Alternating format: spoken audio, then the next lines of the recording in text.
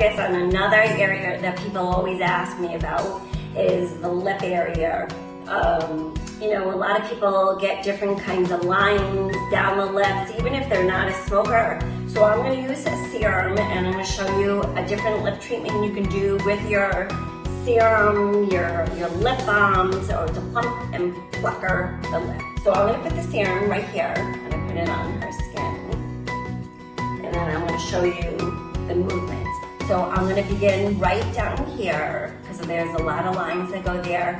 And then I'm just going to gently, again, we're moving the lymph and we're draining around here. We're softening the frown lines around the mouth. Same thing with the other side. We're going to just sweep downward and right down here for the frown lines on the side of the mouth. And when you're doing it, don't forget to go down the chin because you're draining. So if it's easier for you to drain the middle of the lip and then here, and then go to the side, and then with your frown lines, that would be fine. And then you're just gonna, remember, this is an area where people pool with liquid.